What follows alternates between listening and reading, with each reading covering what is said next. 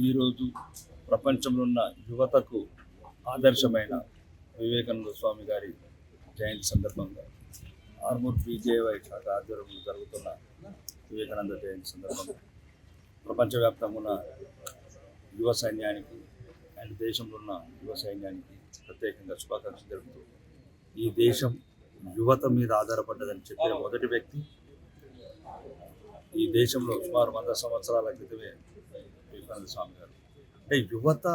Role ప్రపంచంలో ఏ రకంగా ఉంటుంది, దేశ అభివృద్ధికి ఏ రకంగా తోడ్పడుతుందని చెప్పినప్పుడు ఈరోజు అది మనం ప్రత్యక్షంగా చూస్తున్నాం. ప్రపంచంలో యువత ఏ దేశంలో ఎక్కువ ఉంటే ఆ దేశం ఎట్లయితే అభివృద్ధిలో పరుగులెడుతుందో సుమారు 100 సంవత్సరాల క్రితమే గమనించి దేశానికి దిశ నిర్దేశం చేసి హిందుత్వం గురించి కావచ్చు, యువత గురించి కావచ్చు, దేశభక్తి గురించి కావచ్చు, మరియు మొదటిసారి అమెరికాలో కూడా ప్రపంచకు సందేశం ఇచ్చినప్పుడు యువత కావచ్చు, భారతదేశ సంస్కృతి సాంప్రదాయాల గురించి కావచ్చు, ఆ దేశ విశిష్టత గురించి కావచ్చు ప్రపంచానికి చెప్పిన మొదటి వ్యక్తి వివేకానంద స్వామి గారు. అట్లాంటి మహనీయుడి జయంతి సందర్భంగా ఈ దేశంలో ఉన్న యువత, మరి ముఖ్యంగా ఈ రాష్ట్రంలో ఉన్న యువత కూడా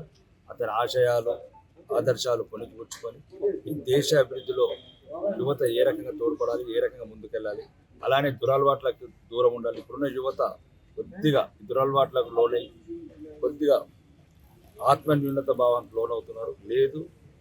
వివేకానంద స్వామి ఉన్నట్టు యువత తలుచుకుంటే ప్రపంచాన్ని జయించవచ్చు అనే ఒక సందేశం ఇచ్చినప్పుడు యువత అనుకుంటే ఏ పైన సాధించవచ్చు అనే దానికి వివేకానంద స్వామి గారి జయంతి ఆదర్శంగా తీసుకొని భవిష్యత్తులో యువకులు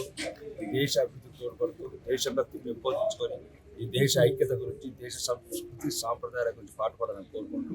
బోలో భారత్ మాత.